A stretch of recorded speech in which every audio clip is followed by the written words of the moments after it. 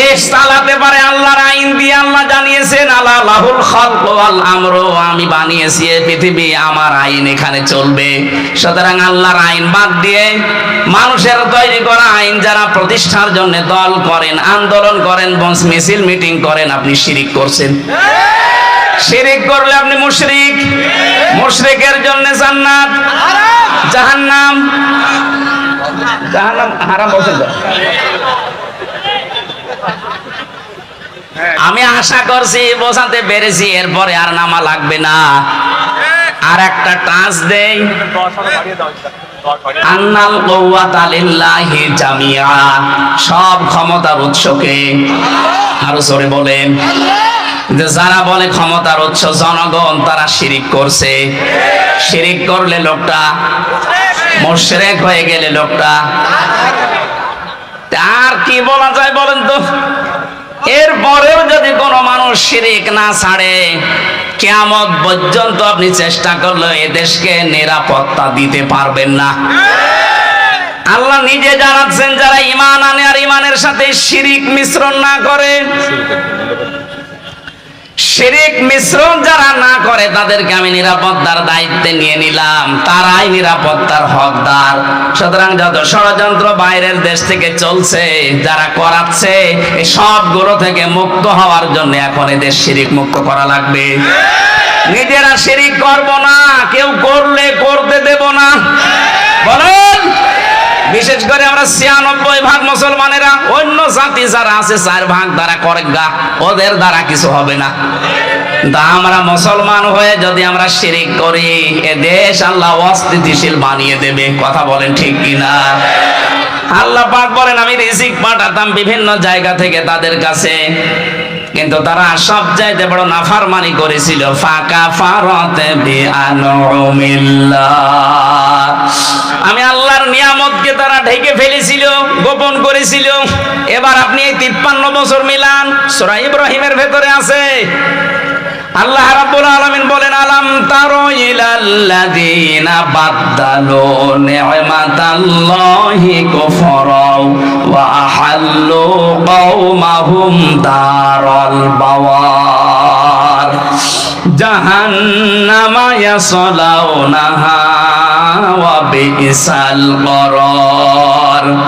নবী আপনি কি ওদের দিকে দেখেননি যে মানুষগুলো আল্লাহর নিয়ামতকে বদল করে ফেলেছিল, পাল্টিয়ে ফেলেছিল? এদেশে আল্লাহর নিয়ামত এই, আমি একটা একটা করে প্রায় ৫০০টা বলতে পারবো এখন। একটা বলছি, পর্দায় থাকা মেয়েদের জন্য এটা নিয়ামত কিনা বলেন তো? বলেন বলেন। মানুষ আমরা যত খারাপ হই, পর্দাওয়ালা মেয়ে লোক দেখলে হয় আপা, নাই খালা, নাই মা বলে ডাকে। কথা বলে না কেন? বেপর্দা মেয়ে লোক দেখলে আগেই ডাকবে ভাবি। এটা আপনাকে আল্লাহ নিরাপত্তার চাদর থেকে বের করে দেবে। আল্লাহর এই নিয়ামত কাজ পাল্টাতে অনেকে পর্দার বিরুদ্ধে পর্যন্ত ফতোয়া দেয়, নিজে তো পর্দা করেই না, আরো পর্দা যেন না থাকে সেই ব্যবস্থা করার চেষ্টা চলছিল। আল্লাহ আমাদের হাতে ধরে বাঁচিয়েছেন। কথা বলেন ঠিক কিনা? আল্লাহর যত নিয়ামত, তার ভেতরে ২ নম্বরের নিয়ামতের নাম রাসূলুল্লাহ। সূরা আলে ইমরানের ১৬৪ নম্বর আয়াতে দলিলটা আছে, লাকাদ মান্নাল্লাহু আলাল মুমিনিন।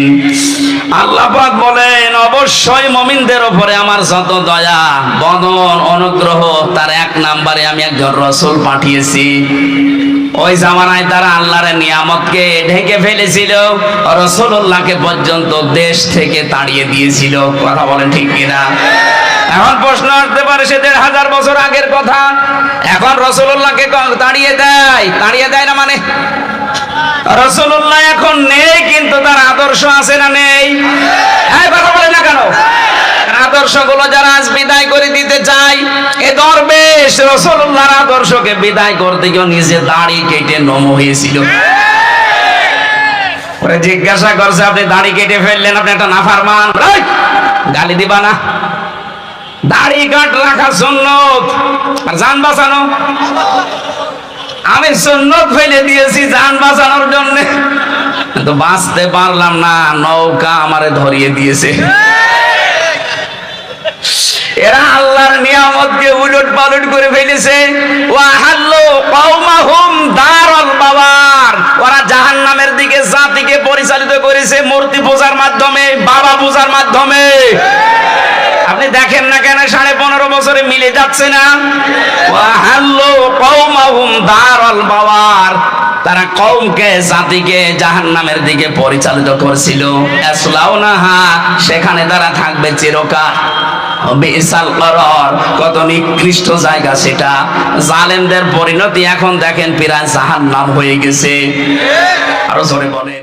আর যদি আমরা জালেম না হয়ে যদি মাজলুম হতে পারি, এতদিন যা মাজলুম অবস্থায় ছিলাম, সারা পৃথিবীতে এখন সবচেয়ে বেশি মাজলুম জাতি আমরা মুসলিমরা। যারা মানবাধিকারের কথা বলে আমাদের পাশের এই দাদা বাবুরা, সবচেয়ে বেশি মানবাধিকার লঙ্ঘন হয় তাদের দেশে। আপনি দেখেন ওরা আমাদেরকে এই কথা জানায় যে আমাদের দেশে সংখ্যালঘু নির্যাতন হয়, এটা মিথ্যা কথা। ইসকনের বিরুদ্ধে যেটা হয়েছে, এটা হিন্দু না, এটা হিন্দু কিসের? ইসকন হিন্দুদের সংগঠন নয়। এর প্রতিষ্ঠাতা যেই লোকটা প্রভুপাদ স্বামী, একটা ইহুদি, খ্রিস্টান চার্চে লেখাপড়া করে হিন্দুদের কিছু মানুষকে মোটিভেশন করে একটা নতুন হিন্দুদের ধর্মের বদনাম করার জন্য এই কাজটা আরম্ভ করেছিল। সুতরাং ইসকনের নাম নিয়ে আপনি বিশৃঙ্খলা করবেন, আপনাদেরকে কিছু বললে আপনি তারা দুনিয়ায় জানাবেন যে আমাদের সংখ্যালঘু নির্যাতন হচ্ছে। আজকে ভারতে তাকান, অনেক মসজিদ ভেঙ্গে ভেঙ্গে তারা আজ মন্দির বানাচ্ছে। এই কথা বলেন না কেন?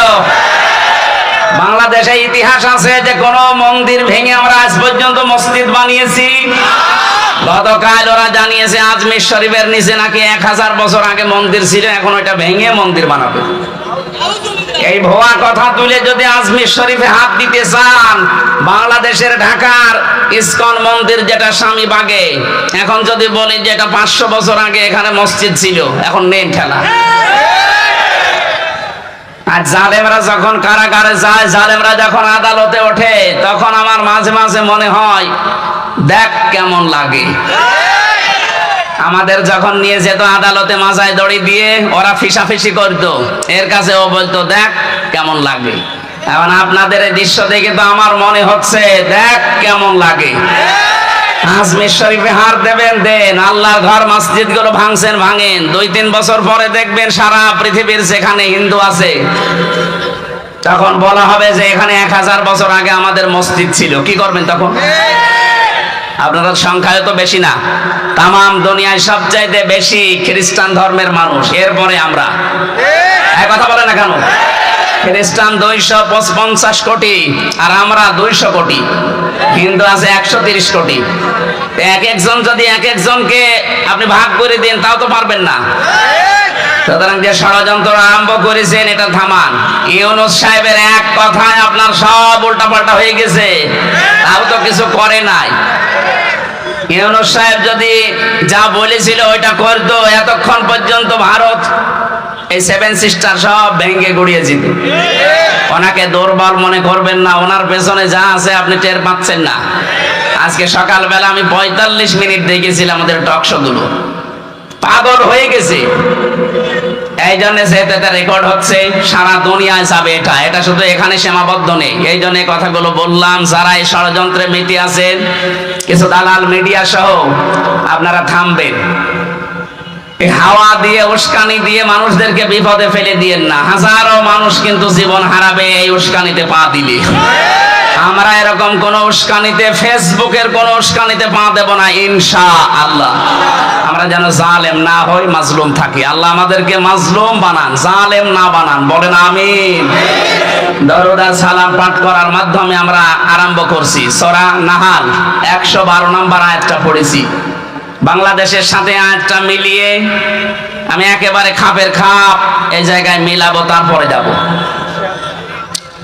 আল্লাহ পাক বলেন, দরাবাল্লাহু মাসালান ক্বরিয়াতান কানাত আমিনাতাম মুতমাইন্না আমি একটা গ্রামের উদাহরণ দিচ্ছি তোমাদের সামনে। কে বলছেন?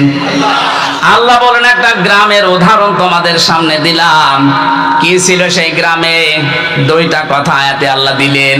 কানাত আমিনাতাম মুতমাইন্না। এক নম্বরে সেই গ্রাম ছিল নিরাপদ, দুই নম্বরে ছিল নিশ্চিন্ত। এমন একটা গ্রামের কথা আল্লাহ কোরআনে কারিমে আয়াতে আমাদেরকে শোনাচ্ছেন যে গ্রামের বৈশিষ্ট্য পেলাম কয়টা? আরো জোরে। এক নম্বরে গ্রামটা নিরাপদ ছিল, দুই নম্বরে গ্রামটা ছিল নিশ্চিন্ত। 1947-এর আগে আমার মনে হয় বাংলাদেশ এরকম একটা বিষয় পার করেছে। কথা বোঝেন? এই দেশটাও ঠিক নিরাপদ এবং নিশ্চিন্তে আমরা বাস করতাম। হঠাৎ করে এই দাদাদের ষড়যন্ত্র মতো দুই পাকিস্তানকে ওরা আলাদা করে দিল, নিজেরা আলাদা হয়ে আমরা দুইটাকে এক করে আমাদের আলাদা করে দিল। এরপরে তো আমাদের নিরাপদ এবং নিশ্চিন্ত জীবন উঠে গেছে, সব চাইতে বেশি উঠে গেছে। এর পরের শব্দে দেখেন, ইয়াতিহা রিজকুহা রাগাদাম মিন কুল্লি মাকান। 1947-এর আগ পর্যন্ত, যদিও এটা বাংলাদেশ সম্পর্কে না, এটা কাবা শরীফ নিয়ে আল্লাহ জানিয়েছেন মক্কা। তাফসীরে ইবনে কাসিরের ভেতরে মক্কা এই শব্দটা দেওয়া আছে। মক্কা তো এত নিরাপদ ছিল, তামাম দুনিয়ার ভেতরে ওই সময় এত নিশ্চিন্ত ছিল, বাইরের মানুষগুলো এখানে এসে নিরাপদ এবং নিশ্চিন্তে বাস করত। তামাম দুনিয়ায় 257টা রাষ্ট্র। 1947 সালের আগ পর্যন্ত আমি ইতিহাস যা পড়েছি, যারা মুরব্বী আছে জিজ্ঞেস করবেন, এই দেশেও নিরাপদ এবং নিশ্চিন্তে বাস করা যেত। ষড়যন্ত্র করে আমাদেরকে এমন একটা অবস্থায় দুইটা জিনিস ওরা তুলে দিয়েছে। আজ আর নিরাপত্তা নেই, আমরা নিরাপদ না, দুই নম্বরে আমরা নিশ্চিন্তে বাসও করতে পারি না। আমাদের কাছে রিজিক, উপকরণ, জীবন উপকরণ যেগুলো আল্লাহ বিভিন্ন জায়গা থেকে পাঠাতেন, বিশ্বের বিভিন্ন জায়গা থেকে আমাদের রিজিকের ব্যবস্থা হতো। কারণ ওই সময়ের মানুষের ঈমান আর এই 2024 সালের ঈমান এক না। এই কথা বলে না কেন? ওই সময় আপনি ইতিহাস পড়েন বাংলাদেশের, ফজরের নামাজের পরে অনেকেই বাড়িতে কোরআন শরীফ তেলাওয়াত করে এরপরে কাজে কামে হাত দিত। কোরআন পড়লেই না, তারা কোরআনে কারিম বোঝার চেষ্টায় ছিল, যা পড়তো ওটা প্র্যাকটিক্যাল লাইফে মিলাতো। 24 সালে এসে এখন আর ওইটা নেই। সকালবেলা শুরু হয় অনেকের বাড়িতে গান দিয়ে। কথা বলেন না কেন? আমরা আবার ওই পুরনো ঐতিহ্যে ফিরে যেতে চাই। ফজরের নামাজ অন্তত জামাতে পড়ার পরে নারী পুরুষ বাড়িতে হোক, যেখানে হোক, আল্লাহর কোরআন দিয়ে দিন শুরু হবে। কারা কারা এটা মেনে নিতে পারেন দেখি তো? লিল্লাহে তাকবীর। এই হাত তোলেনি কে দেখেন তো? আলহামদুলিল্লাহ। থাক, এই মাহফিল সাকসেস হবে যদি সকাল থেকে আমল শুরু হয়। আর এটা করার জন্য আপনারা এই মাদ্রাসা প্রতিষ্ঠা, এখানে কোরআন শেখানো হয় না। সুতরাং আমি আশা করব ছেলেদেরকে মেয়েদেরকে অভ্যাস গড়ে তুলতে হলে এরকম জায়গায় দেবেন। এখান থেকে আল্লাহর কোরআন জানবে, বুঝবে, পড়বে, সকালবেলা থেকে আমল শুরু করবে। তাহলে আপনার পরিবারে, সমাজে, রাষ্ট্রে একটা নিরাপদ এবং নিশ্চিন্তে বসবাসের গ্যারান্টি আমার আল্লাহ আপনাকে দিয়ে দেবেন। কারণ নিরাপত্তা এবং নিশ্চিন্ত শহর বানাতে পারেন কে? কোরআনে কারিমে আল্লাহ জানিয়েছেন, ওয়ামান দাখালাহু কানা আমিনা। এই ভালো করে খেয়াল করেন, ওয়ামান দাখালাহু কানা আমিনা। আল্লাহ পাক বলেন, এই যে কাবা শরীফ যেটা, এখানে আসলে সে নিরাপদ। এখানে আসলে কি কেন? কারণ এই জায়গাটা কন্ট্রোল করছে আল্লাহ ফেরেশতাদেরকে দিয়ে। এই পৃথিবীতে একটাই জায়গা যেখানে তাকিয়ে থাকলে সওয়াব পাওয়া যায়, কাবা শরীফ। যতক্ষণ তাকিয়ে থাকবেন সগীরা গুনাহগুলো আল্লাহ সরিয়ে দেবে, আর একটা একটা করে নেকি লিখতে থাকবে। এখানে এরিয়ার ভেতরে কেউ প্রবেশ করলে সে নিরাপদ পেয়ে যায়, নিরাপত্তা পেয়ে যায়। এটা দেন কে? আরো জোরে বলেন। বাংলাদেশ তো আর কাবা শরীফ না। এই কথা বলেন না কেন? 6000 কিলোমিটার দূর আমরা কাবা থেকে। ওখানে গেলে যেহেতু নিরাপত্তা পাওয়া যায়, স্বস্তি পাওয়া যায়, শান্তি পাওয়া যায়, ভয় দূর হয়ে যায়, তাহলে আমাদের এই 56,000 বর্গ মাইল যদি আমরা নিরাপত্তা দিতে চাই, আল্লাহর কোনো ঔষধ নেই? সূরা আনআম 82 নম্বর আয়াত ভালো করে বাড়িতে মিলাবেন। আল্লাহ পাক বলেন, আল্লাযীনা আমানু ওয়া লাম ইয়ালবিসু ঈমানাহুম বিযুলমিন উলাইকা লাহুমুল আমনু ওয়া হুম মুহতাদুন। বলেন আল্লাহু আকবার। আল্লাহ বলেন, যারা ঈমান আনে আর ঈমানের সাথে কোন মানুষ যদি তাদের শিরককে মিশ্রণ না করে, আমি আল্লাহ এই মানুষগুলো উলাইকা, যারা এখানে আলেম আছে, উলাইকা দিয়েছেন আল্লাহ যেন এভাবে ইশারা দিয়ে জানিয়েছেন, উলাইকা এই মহেশপুরের জলিলপুরের এলাকার এই মানুষগুলো লাহুমুল আমনু, এদের জন্য নিরাপত্তা।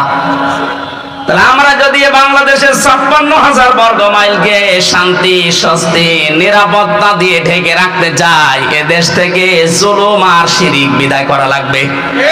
কথা বলেন না কেন? এদেশে জুলুম আছে না নেই? শিরিক আছে না নেই? সব চাইতে বড় শিরিক আমার আল্লাহর সাথে এখনো অনেকে করছেন, নাকি এটা বলবো না?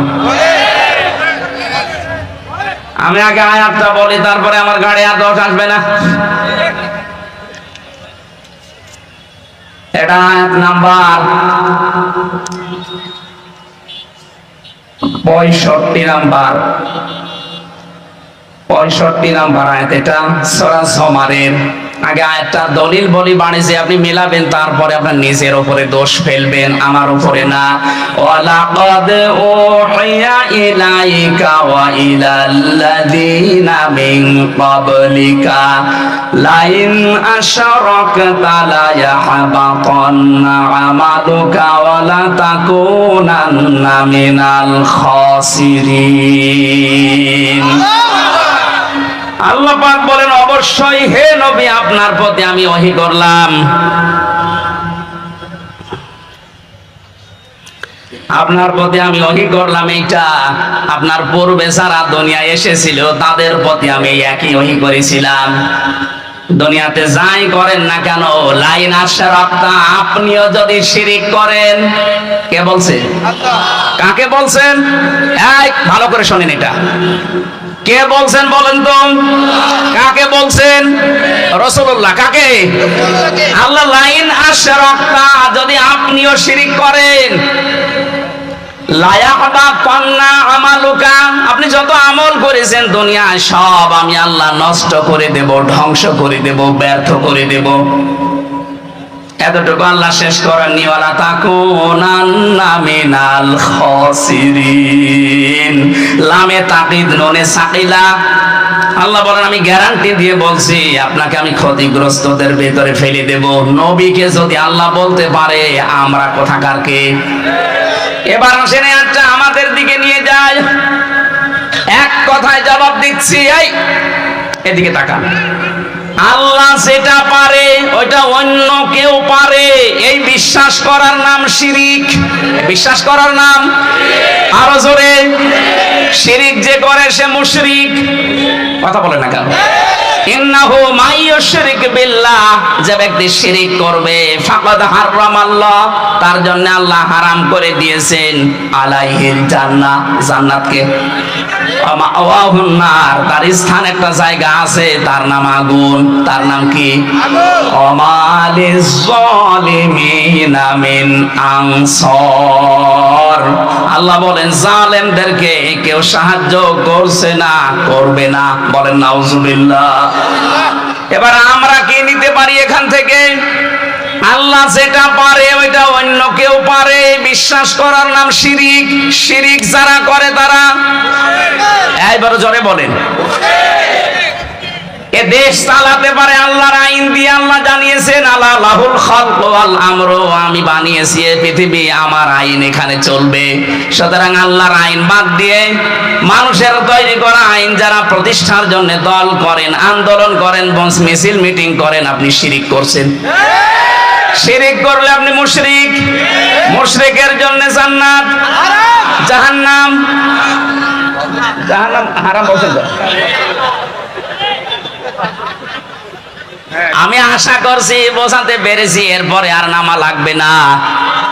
আর একটা টাচ দেই, আন্নাল কুওয়াতা লিল্লাহি জামিআ, সব ক্ষমতার উৎসকে। আরো জোরে বলেন। যে যারা বলে ক্ষমতার উৎস জনগণ, তারা শিরিক করছে। শিরিক করলে লোকটা মুশরিক হয়ে গেলে লোকটা, আর কি বলা যায় বলেন তো? এরপরেও যদি কোনো মানুষ শিরিক না ছাড়ে, কিয়ামত পর্যন্ত আপনি চেষ্টা করলে এ দেশকে নিরাপত্তা দিতে পারবেন না। আল্লাহ নিজে জানাচ্ছেন, যারা ঈমান আনে আর ঈমানের সাথে শিরিক মিশ্রণ না করে, শিরিক মিশ্রণ যারা না করে, তাদেরকে আমি নিরাপত্তার দায়িত্বে নিয়ে নিলাম, তারাই নিরাপত্তার হকদার। সুতরাং যত ষড়যন্ত্র বাইরের দেশ থেকে চলছে, যারা করাচ্ছে, এই সবগুলো থেকে মুক্ত হওয়ার জন্য এখন এদের শিরিক মুক্ত করা লাগবে। নিজেরা শিরিক করব না, কেউ করলে করতে দেব না। বলেন, বিশেষ করে আমরা ৯৬% মুসলমানেরা, অন্য জাতি যারা আছে ৪% দ্বারা করে গা, ওদের দ্বারা কিছু হবে না। তা আমরা মুসলমান হয়ে যদি আমরা শিরিক করি, এ দেশ আল্লাহ অস্থিতিশীল বানিয়ে দেবে। কথা বলেন ঠিক কিনা?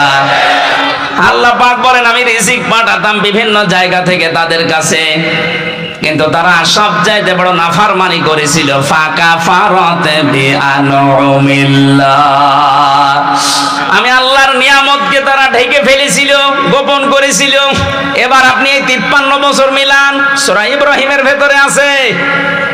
আল্লাহ রাব্বুল আলামিন বলেন, আলাম তারা ইলাল্লাযীনা বাদদালু নি'মাতাল্লাহি কুফরা ওয়া আহাল্লু কওমাহুম দারাল বাওয়ার জাহান্নামা ইয়াসলাউনাহা ওয়া বিসাল করার। নবী, আপনি কি ওদের দিকে দেখেননি যে মানুষগুলো আল্লাহর নিয়ামতকে বদল করে ফেলেছিল, পাল্টিয়ে ফেলেছিল?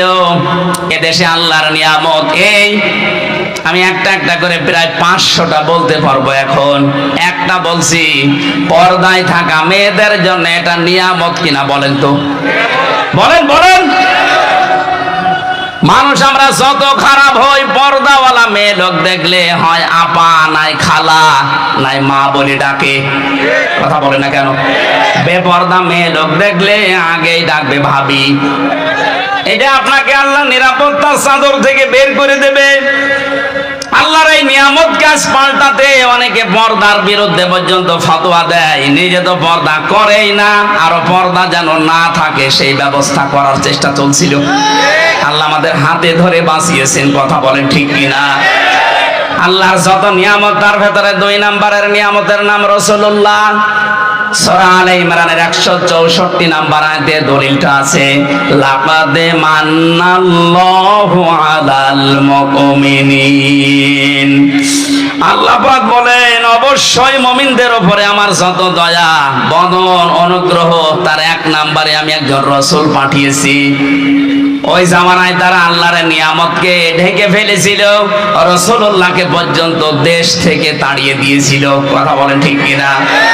এখন প্রশ্ন আসতে পারে, সে ১৫০০ বছর আগের কথা, এখন রাসূলুল্লাহকে তাড়িয়ে দেয়? তাড়িয়ে দেয় না মানে? রাসূলুল্লাহ এখন নেই, কিন্তু তার আদর্শ আছে না নেই? হ্যাঁ, কথা বলে না কেন? আদর্শগুলো যারা আজ বিদায় করে দিতে চায়, এ দরবেশ রাসূলুল্লাহর আদর্শকে বিদায় করতে গিয়ে নিজে দাড়ি কেটে নম হয়েছিল। ওরে জিজ্ঞাসা করছে, আপনি দাড়ি কেটে ফেললেন, আপনি একটা নাফরমান, গালি দিবা না?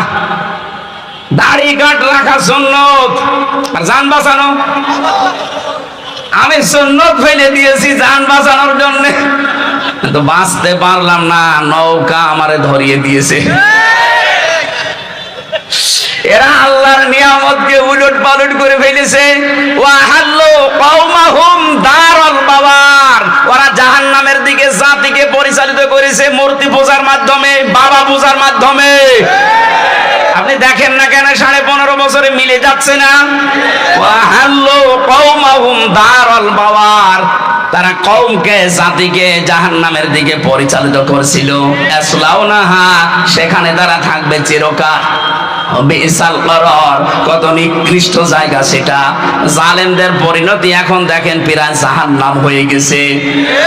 আরো জোরে বলেন, আগামীতে কেউ যদি জুলুম করে তাদের পরিণতি আল্লাহ ঠিক এইটাই করবে। এজন্য শেষে দিয়েছেন ওয়াবিসাল করার। আমি যেটা বলছিলাম, নিয়ামত বেজারা শুকরিয়া আদায় করে না, এই মানুষগুলোকে আল্লাহ দুইটা আযাব দিয়ে পোশাক পরিয়ে দেন। ফাদাকাল্লাহু লিবাসাল জুই ওয়াল খাউফ। এক নম্বরে আল্লাহ আস্বাদন করার মজা চাকান। এত নিয়ামত দেওয়ার পরও যখন মানুষ মানে না, তার এক নাম্বার শাস্তি হিসাবে আল্লাহ ক্ষুধা দেয়, 2 নম্বরে ভয় দেয়। বিমা কানু ইয়াসনাউন, কারণ তারা যা করেছে এর প্রতিদান এটা। এদেশে 15.5 বছরে আলেমদের উপরে যত জুলুম অত্যাচার নির্যাতন হয়েছে, বাংলাদেশ স্বাধীন হওয়ার পর থেকে এত বেশি হয়নি। কথা বলেন ঠিক কিনা? ওই জামানায় তারা রাসূলুল্লাহকে মানে নাই, কষ্ট দিয়েছে। এই জন্য আল্লাহ ভয়ের পোশাক, খোদার পোশাক তাদেরকে পরিয়েছেন। এই জামানায় যারা রাসূলের নেই, কিন্তু রাসূলের উত্তরাধিকারী আলেমরা আছে, এদেরকে যারা সম্মান দেয় না, এদের মতামত নেয় না, এদেরকে আরো জুলুম নির্যাতন অত্যাচারের জর্জরিত করে, তাদের জন্য আল্লাহর শাস্তি 2টা। 1 নম্বরে দুর্ভিক্ষ, খাবার থাকলে আপনি খেতে পারবেন না। জেলখানা এখন যারা আছে, এই যে জালেম গুলো ধরা পড়েছে, আপনি তাকান, এদের টাকা পয়সা কম নেই। এই যে আমর সাহেব টাকার উপরে ঘুমাইতো, কর্নেল ফারুক খান, ওর খাটের নিচে কত টাকা পাওয়া গেছে। সব চাইতে বড় ধনী বাংলাদেশে এই দরবেশ, অথচ এখন আমাদের মতো এই মাটিতে এখন শুয়ে আছে ফ্লোরে। বাইরের থেকে যদি কেউ টাকা পয়সা তাদের জন্য না পাঠায়, জেলে যে অবস্থা দেখেছি, ও এমনি টেনশনে মরে যাবে। আল্লাহ রাব্বুল আলামিন জানিয়েছেন এইটাই, যে যারা আমার নিয়ামত পাওয়ার পরে শুকরিয়া আদায় করে না, এই মানুষগুলোর জন্য আমি আল্লাহ 1 নম্বরে ক্ষুধা, অভাব, দুর্ভিক্ষ, 2 নম্বরে ভয়, এটা আমি ঢুকিয়ে দেই, জাতির সামনে যেন এইটা না আসে। এবার আসেন আয়াতের তাফসিরে প্রবেশ করছি, ঐতিহাসিক প্রেক্ষাপট। নবীজি বলেন, আমি যখন জিবরাইলের সাথে উপরে যাচ্ছিলাম আল্লাহর সাথে দেখা করার জন্য মেরাজে, আকাশে ওঠার সময় দেখলাম কিছু মানুষ, কিছু পিপিলিকা উপরে উঠতেছে, কালো কালো, আবার কালো কালো পিপিলিকা নামতেছে। জিজ্ঞাসা করলাম, আখে জিবরাইল, হে ভাই জিবরাইল, কালো কালো কি ওঠে, কালো কালো কি নামে? ফেরেশতা বলে, হে নবী, আপনার উম্মতের আছে, অপরাধ করে, গুনাহ করে, পাপ করে, পাপগুলো কালো পিপিলিকা হয়ে উপরে যাচ্ছে। আর ওই যে নামতেছে ছোট ছোট পিপিলিকা, আল্লাহ পাক এই পাপের কারণে দুনিয়ায় যে আযাব গজব গুলো পাঠাবে, ওইগুলো পিপিলিকা আকারে যাচ্ছে। এই আয়াত থেকে প্রমাণ হয়, দুনিয়াতে আমরা যা করি এই গুনাহর কারণে আল্লাহ আমাদের জন্য শাস্তি নির্ধারণ করে পাঠায়। এজন্য এমন কোন অপরাধ গুনার কাছে নিজেদেরকে জড়াবো না, যে গুনার কারণে আল্লাহ আমার উপরে আবার গজব নাজিল করে। কথা বলে ঠিক কিনা? সবচাইতে বেশি গজব নাজিল হয় মানুষের এই অশ্লীলতার কারণে। এটা এখন আমাদের হাতের ভেতরে শুয়ে গেছে। ইন্ডিয়ায় যে প্রণব করা পত্রিকা, আকাশ সংস্কৃতির নামে মোবাইল, কম্পিউটার, টেলিভিশন, আকাশ সংস্কৃতিতে যেগুলো পাঠাচ্ছে, এর দ্বারা সবচাইতে বেশি ক্ষতি হচ্ছে মানুষের চরিত্রের। আরো জোরে বলে, আমরা গোপনে যে গুনাহগুলো আজ করছি, এই গোপন গুনার কারণে আল্লাহ কিন্তু শাস্তি পাঠাবে।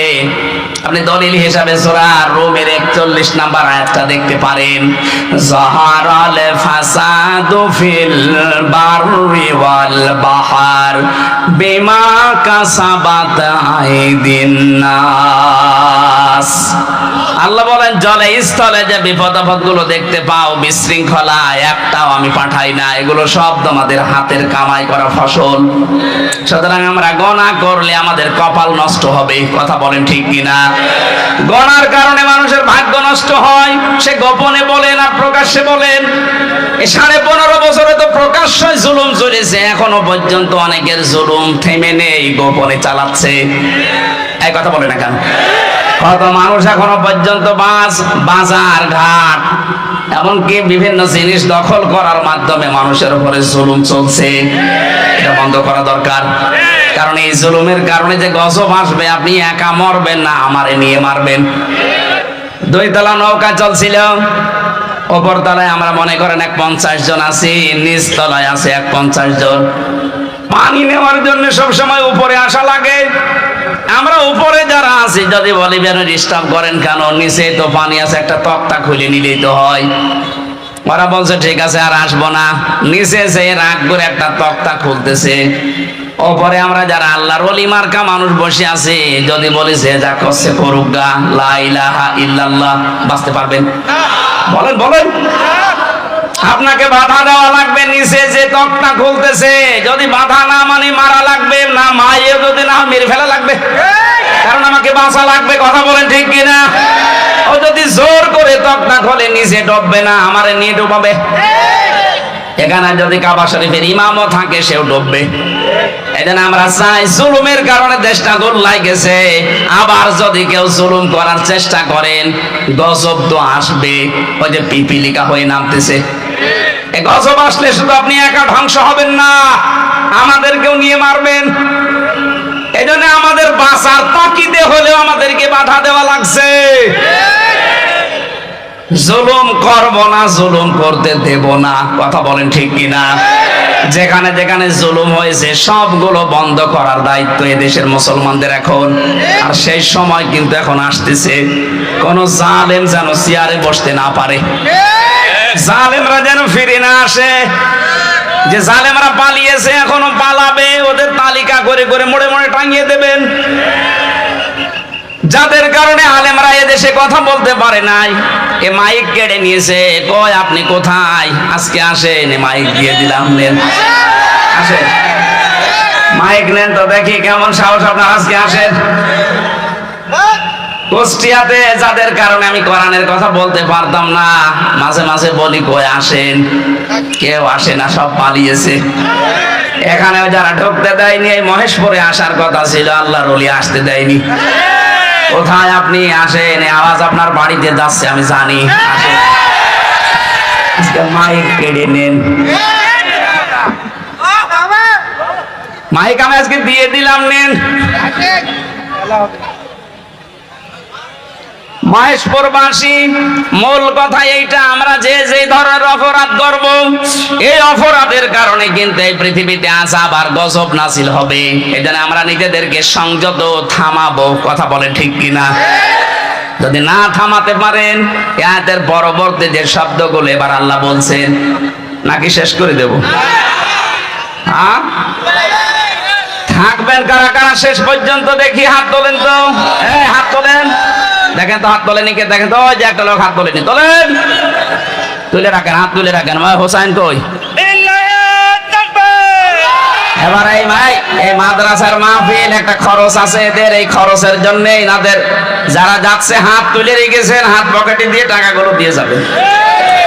আমি তো কালেকশন বুঝি না, জানিও না, তারপরও যতটুকু বললাম নিজের দায়িত্বে। মাদ্রাসা যেহেতু সরকার তো টাকা দিচ্ছে না, এখানে মাদ্রাসার মাহফিল দিয়েছে এনারা নিজেরা। আশা করছে আপনারা কেউ ওনাদেরকে একেবারে ফেরত দেবেন না। যারা যাচ্ছে ভেতরে, কই লোকজন কই আপনার? তাড়াতাড়ি করেন ভাই, আমরা শেষ করবো, আয়াতটা শেষ করা লাগবে।